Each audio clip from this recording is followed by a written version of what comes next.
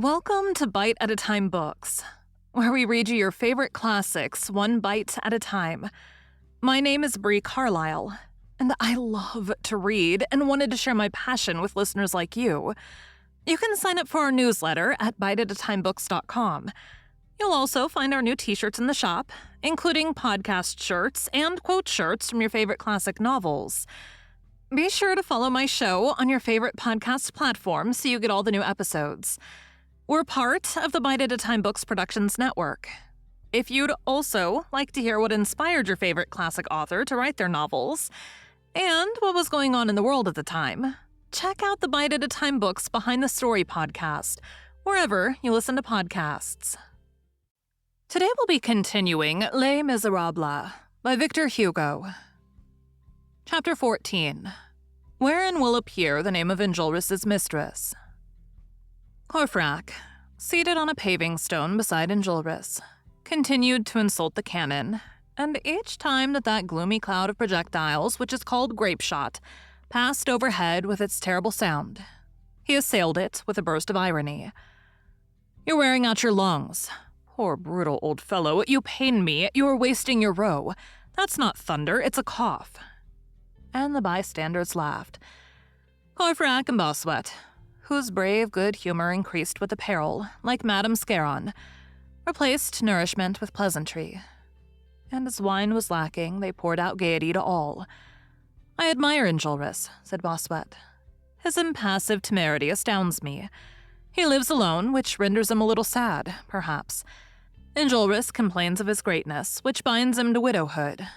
The rest of us have mistresses, more or less, who make us crazy, that is to say, brave. When a man is as much in love as a tiger, the least that he can do is to fight like a lion. That is one way of taking our revenge for the capers that mesdames, our grisettes, play on us. Roland gets himself killed for Angelique. All our heroism comes from our women. A man without a woman is a pistol without a trigger. It is the woman that sets the man off. Well, Enjolras has no woman. He is not in love, and yet he manages to be intrepid. It is a thing unheard of that a man should be as cold as ice and as bold as fire."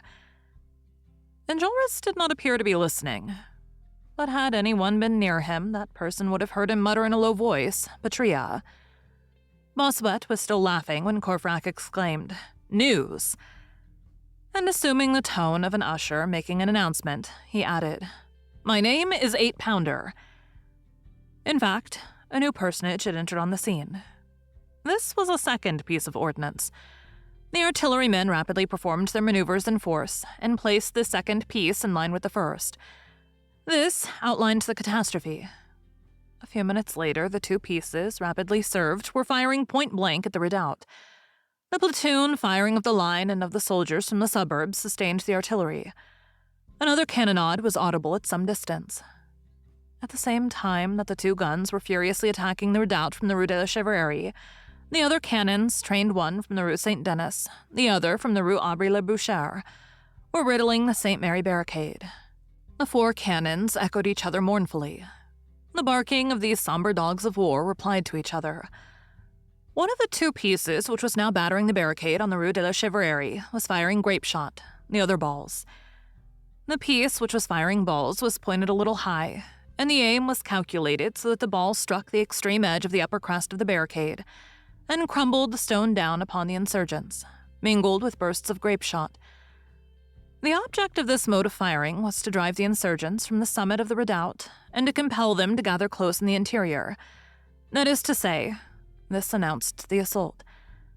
The combatants, once driven from the crest of the barricade by balls and from the windows of the cabaret by grapeshot, the attacking columns could venture into the street without being picked off, perhaps even without being seen, could briskly and suddenly scale the redoubt as on the preceding evening, and who knows, take it by surprise. "It is absolutely necessary that the inconvenience of those guns should be diminished," said Enjolras, and he shouted, "Fire on the artillerymen!" All were ready. The barricade, which had long been silent, poured forth a desperate fire. 7 or 8 discharges followed, with a sort of rage and joy. The street was filled with blinding smoke, and at the end of a few minutes, athwart this mist all streaked with flame, 2/3 of the gunners could be distinguished lying beneath the wheels of the cannons. Those who were left standing continued to serve the pieces with severe tranquility, but the fire had slackened. "Things are going well now," said Bossuet to Enjolras. "Success." Enjolras shook his head and replied, "Another quarter of an hour of this success, and there will not be any cartridges left in the barricade." It appears that Gavroche overheard this remark. Thank you for joining Bite at a Time Books today, while we read a bite of one of your favorite classics. Again, my name is Bree Carlile, and I hope you come back tomorrow for the next bite of Les Miserables. Don't forget you can sign up for our newsletter at biteatatimebooks.com, and while you're there, check out our t-shirt shop. You can look in the show notes or on our website, biteatatimebooks.com, for the rest of the links for our show. We'd love to hear from you on social media. You can find us everywhere at Bite at a Time Books.